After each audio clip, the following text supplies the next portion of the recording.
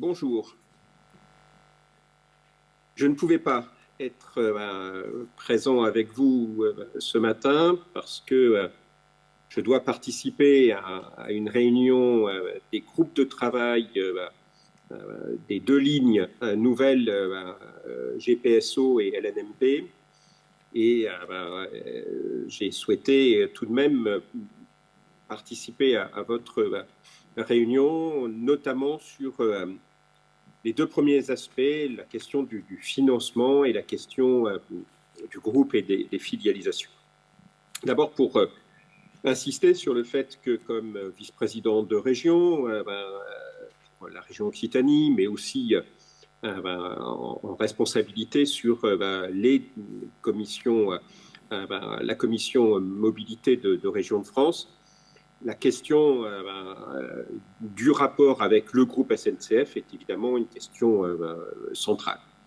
Vous le savez, la région Occitanie a fait le choix de ne pas accélérer l'ouverture à la concurrence parce que nous restons convaincus que la question importante, c'est celle de l'infrastructure, et je vais en dire un mot, et que ce n'est pas la mise en concurrence du statut des cheminotes et des cheminots qui répond aux attentes des autorités organisatrices et encore moins des usagers. Ce n'est pas en remettant en cause le statut des cheminotes et des cheminots que l'on répond à ces attentes.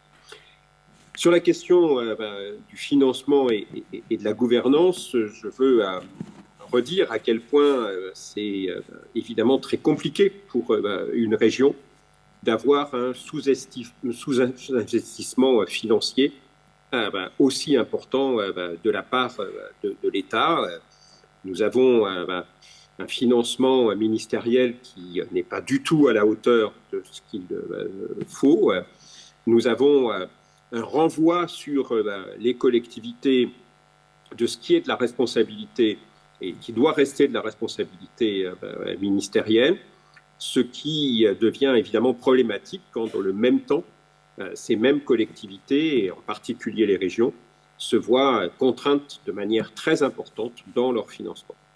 Donc, bien évidemment, la première vraie question, c'est de gagner une augmentation très importante et durable du financement ministériel pour les infrastructures en général, mais aussi pour le développement des mobilités quand c'est de la responsabilité du ministère. Je pense en particulier au train d'équilibre du territoire, de jour comme de nuit, où nous avons besoin de cet engagement ministériel.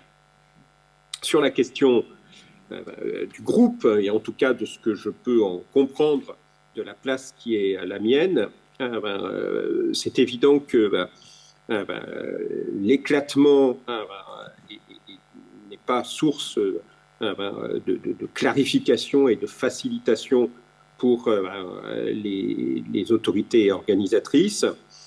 C'est d'ailleurs pour ça qu'en région Occitanie, nous avons tenu à avoir un vrai partenariat de groupe, pour lequel nous avons d'ailleurs un comité de suivi de l'ensemble de ce qui se traite avec toutes les entités du groupe SNCF.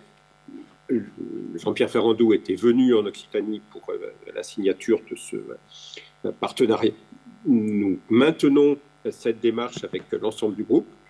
C'est une position originale, mais c'est un point très fort sur lequel nous sommes très sensibles et très engagés, et nous maintenons l'idée que c'est la solution, et donc, vous l'aurez compris, nous continuons de penser que ce n'est pas une solution d'avoir cet éclatement, et en tout cas, ce n'est pas une source de simplification pour les autorités organisatrices.